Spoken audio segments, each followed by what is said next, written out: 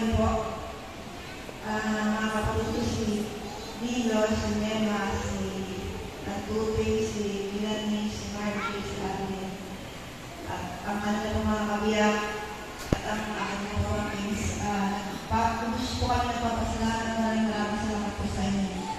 Pakikalamay, panalangin sa amin at sa aming nanay at sa pagkakataon ito na binigay niyo na samahan kami sa pagdating sa kanyang muling kahantungan. Maraming salamat po. Ako rin ay nadala pa akong konting message. Sayang na naman hindi ko mababasa. Sayang ko sana basahin kasi baka wala ako. Pero nandito na rin po ito. Lubos ko ang aming kalungkutan na hindi na namin makikita.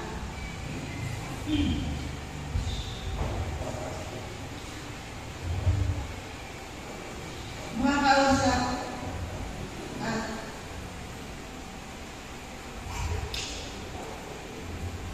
mga kasama ang aming mga nanay.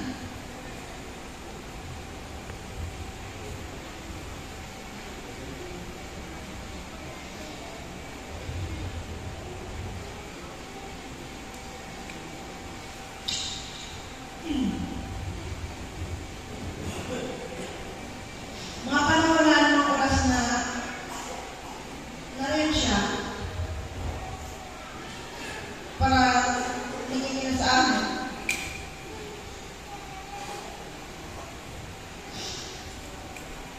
Ang mga panahon ng kalakasan po niya. Mga pagsisikap na maitagulit ang mga anak, mga pag-aaral sa amin, sa araw-araw, pagtulog sa amin, nasa kami maging maigapang sa aming pag-aaral, etc. Hindi ko madali sa kanya maging makwenta para kung ano po yung kami ngayon is dahil sa kanila.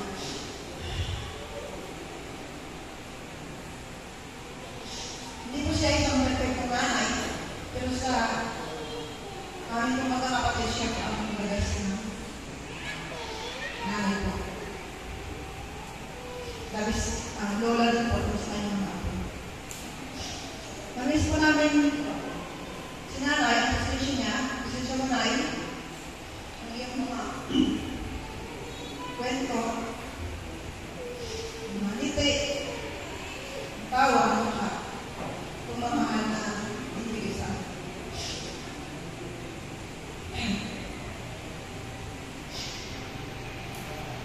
Nagpapagalang po at nagpapanagal sa loob namin ng isusunod.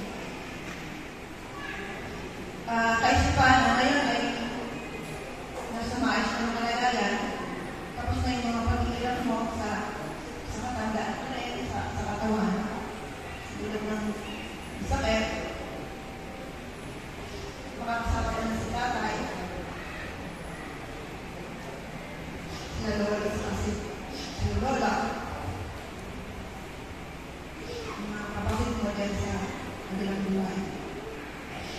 Namiss ka namin ay sa iba, kay Adwin, alam sa pagmamahal, sa sakripisyo, sa mabuti nga ng kalagayan na yan, masaya rin kami, para sa inay, mahal ka namin.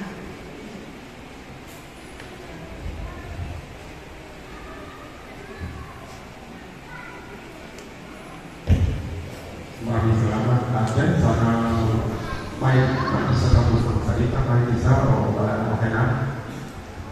Maraming salamat. Mga kapamilya ni Nagribay, pwede ninayan ko kayo dito maraming sa trabaho. Dito tayo, yung mga kapamilya, mga anak, dito tayo sa ikot kayo dito.